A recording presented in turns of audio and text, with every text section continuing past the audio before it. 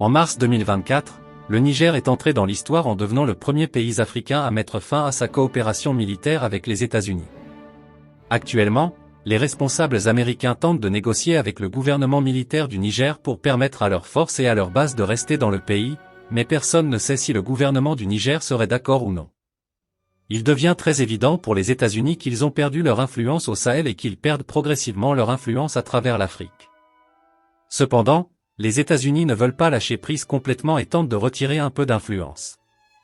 Les dirigeants africains à leur côté ont récemment rendu visite à l'un des régimes abusifs et répressifs les plus corrompus d'Afrique, dans le but de renforcer les liens avec ce pays.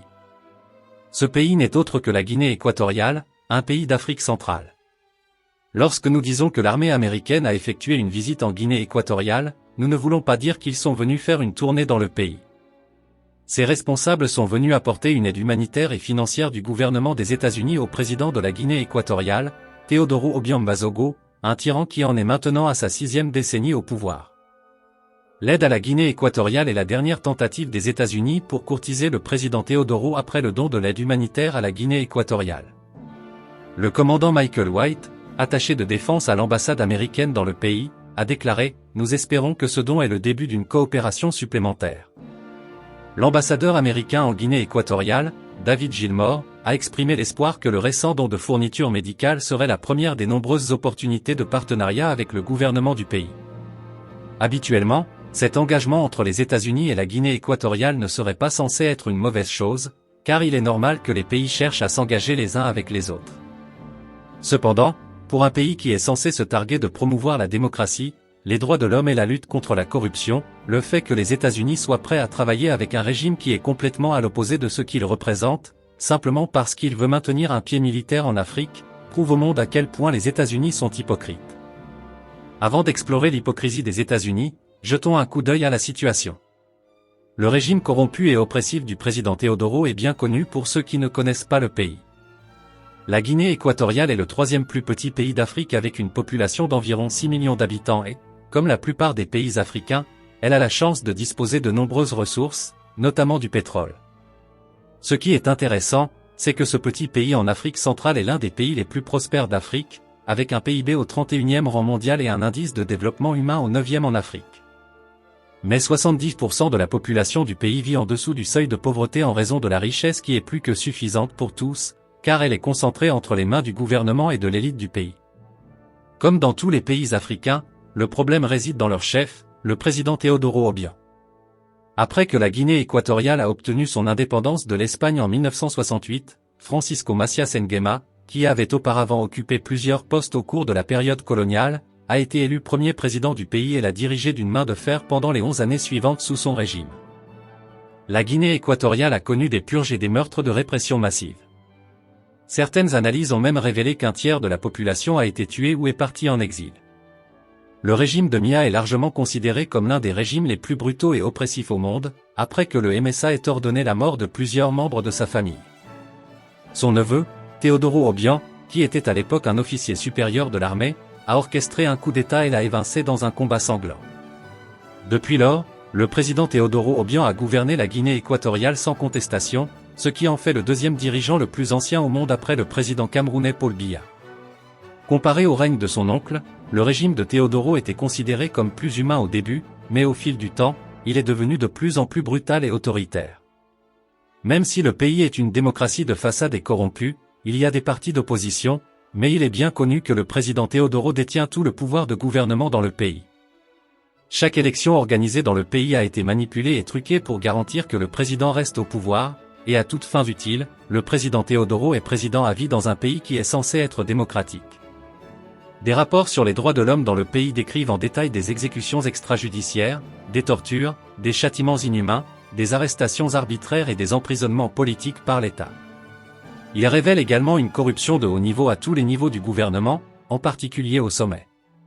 Malgré le fait que la richesse du pays est plus que suffisante pour la population, le président Teodoro et les membres de son cercle intérieur continuent d'amasser des fortunes personnelles grâce aux revenus associés au monopole sur tous les secteurs nationaux, ainsi que les exportations de bois et de pétrole en 2003. Le président Obiang a déclaré aux citoyens de son pays qu'il se sentait obligé de prendre le contrôle total du Trésor national pour empêcher les fonctionnaires de se livrer à des pratiques de corruption. Cependant, cette déclaration a été jugée ridicule par ses citoyens, d'autant plus qu'il avait détourné plus d'un demi-milliard de dollars sur plus de 60 comptes contrôlés par lui-même et sa famille à la Bank à Washington DC. En 2007, la seule action prise par les États-Unis a été de condamner la banque à une amende de 16 millions de dollars pour avoir permis ces transactions. Obiang était soupçonné d'utiliser des fonds publics pour financer des demeures privées et d'autres produits de luxe pour lui et sa famille. Le ministère américain de la Justice a allégué qu'Obiang et son fils Théodorin s'étaient appropriés des centaines de millions de dollars par le biais de la corruption pour acheter des avions privés et des voitures de luxe aux États-Unis. En réponse à ces allégations, de nombreux actifs d'Obiang et de son fils ont été saisis par les gouvernements français et américains, notamment des collections de vins, des propriétés immobilières et des voitures de luxe. En outre, la banque qui avait facilité ces transactions a été fermée après que Théodorin ait confisqué près de 30 millions de dollars d'actifs au profit des États-Unis entre 2011 et 2012. Les procureurs suisses ont saisi 11 des voitures de luxe les plus récentes appartenant à Obiang.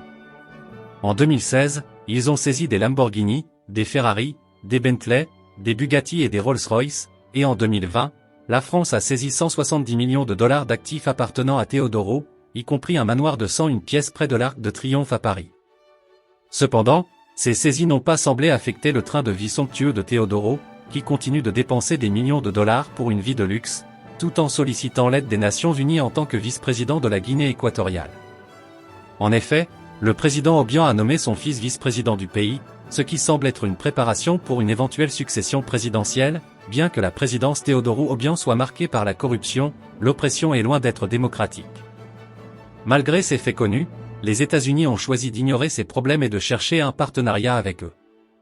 Cela contraste avec la demande des États-Unis au Niger d'organiser des élections pour passer d'un régime militaire à un régime civil et de rompre toute alliance avec la Russie et la Chine, qui sont tous deux considérés comme des pays non démocratiques. Cette apparente hypocrisie des États-Unis n'est pas surprenante, car elle s'aligne sur leurs intérêts géopolitiques, notamment leur volonté de contrer l'influence de la Chine et de la Russie en Afrique centrale. En 2022, il a été rapporté que la Chine envisageait d'établir une base militaire en Guinée équatoriale, ce qui a incité les États-Unis à chercher à courtiser le président de ce pays afin de sécuriser leur propre présence militaire dans la région. L'armée a affirmé dans un communiqué que les forces américaines ont travaillé en collaboration avec le gouvernement de Guinée équatoriale pour faciliter cet engagement, ce qui témoigne de relations soutenues entre les deux nations. Cependant, il est surprenant de constater que l'armée américaine ait fait un don de fournitures médicales comme si le pays était en pleine guerre, alors qu'en réalité, la richesse du pays est telle que son président possède une valeur nette estimée à 600 millions de dollars.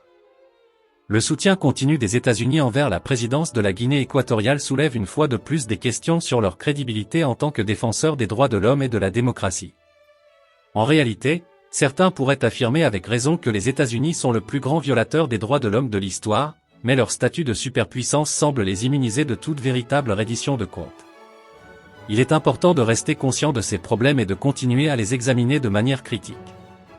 Il est à espérer que, avec le temps, les actions des États-Unis et d'autres pays seront plus cohérentes avec les principes qu'ils prétendent défendre.